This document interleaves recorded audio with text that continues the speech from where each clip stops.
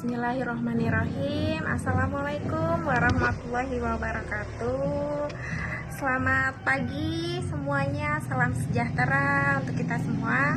Alhamdulillah, puji syukur kehadirat Allah Subhanahu wa taala atas rahmat dan karunia-Nya kita dapat berkumpul pada kesempatan perkuliahan pengelolaan lingkungan belajar ini. Kita akan mempelajari apa sih itu pengertian pengelolaan lingkungan belajar. Nah, pengelolaan lingkungan belajar itu adalah yang artinya pengelolaan manajemen atau berasal dari kata to manage yang berarti mengatur atau mengelola atau mengendalikan dan memperlakukan. Nah, kata manajemen itu sudah diserap ke dalam bahasa Indonesia yang menjadi kata manajemen yang berarti sama dengan istilah pengelolaan, yakni sebagai suatu proses mengkoordinasi dan mengintegrasikan kegiatan kerja agar dapat diselesaikan secara efisien dan efektif. Nah, apa sih lingkungan belajar outdoor tuh? Nah, ada yang tahu? Nah, lingkungan belajar outdoor itu adalah lingkungan belajar yang di luar kelas, ya. Dengan apa sih? Gimana sih salah satu caranya gitu kan yang dapat digunakan guru gitu biar mendorong anak kegiatan dalam keingintahuan atau penyelidikan dan eksplorasi gitu kan, itu bisa memiliki sejumlah pengalaman sensual bagi anak-anak. Untuk apa? Untuk mendorong anak menggunakan semua indera mereka dengan aman. Terus selanjutnya ada kegiatan di luar ruangan, biasanya merupakan bagian yang tidak terpisahkan dari program pengembangan dan belajar anak.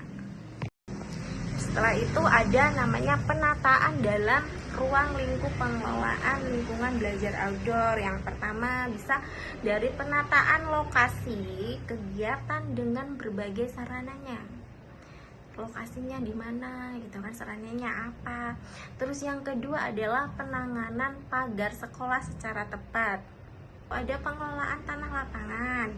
Terus yang keempat adalah perawatan dan penanganan permukaan tanah.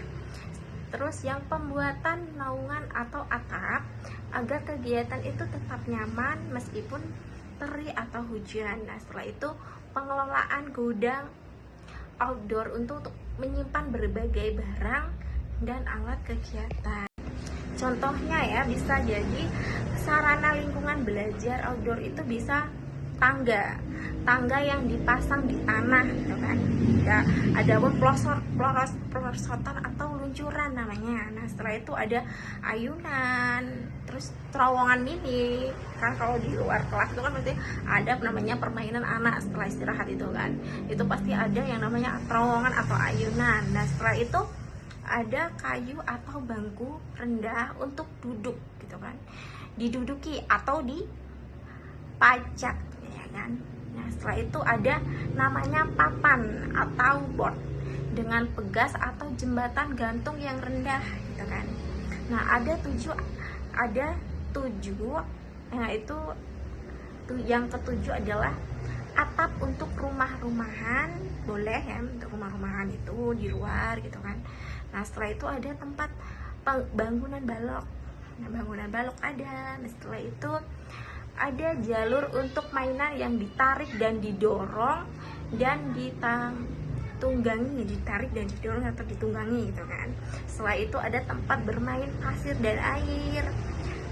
Terus ada lingkungan alamiah, seperti contohnya kalau lingkungan alamiah itu ada pohon atau semak berlukar dan bunga gitu kan, bunga-bunga atau banyak sekali ya kalau di depan kelas gitu ada namanya tanaman gitu kan, sama aja dengan lingkungan alamiahnya.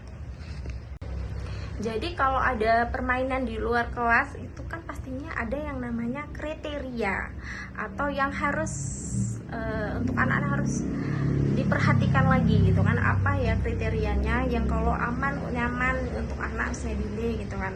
Contoh yaitu pertama ada memenuhi aturan atau keamanan yang memadai, terus adanya area yang melindungi atau meningkatkan karakteristik alamnya, atau melindungi atau meningkatkan apa sih ini gitu kan.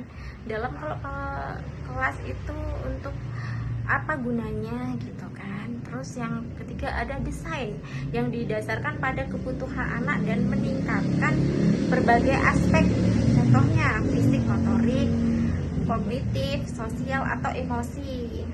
Terus ada yang namanya untuk aktivitas itu dilaksanakan di dalam ruangan atau indoor, ada juga seperti itu. Dan area outdoor itu harus estetis ya, harus menyenangkan untuk anak, walaupun ruangan outdoor menarik bagi semua indera.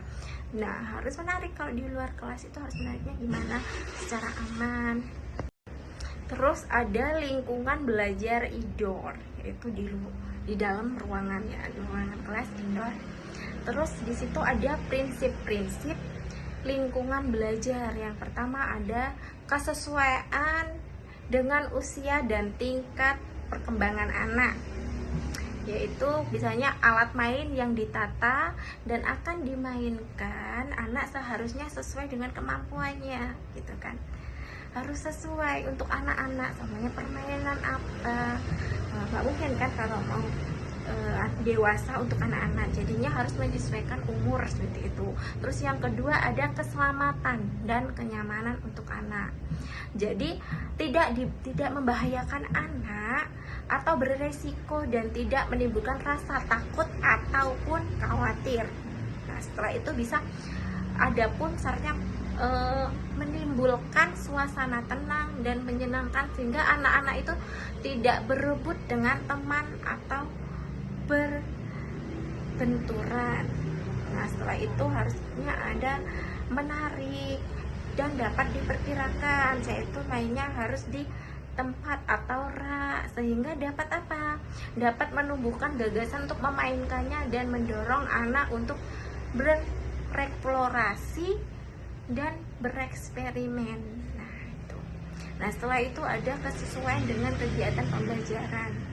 Penataan sarana itu, bermain indoor itu disesuaikan untuk berbagai kebutuhan kegiatan pembelajaran. Contohnya seperti penataan sarana untuk pembelajaran sains, seni, kreativitas, matematika, motorik, moral, agama, dan bahasa.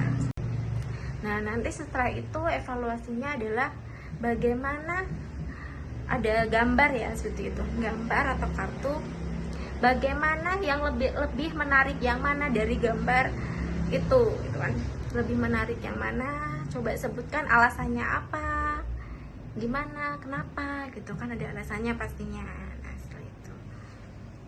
Baik, sekian materi hari ini. Saya ucapkan terima kasih atas perhatiannya. Saya akhiri. Assalamualaikum warahmatullahi wabarakatuh.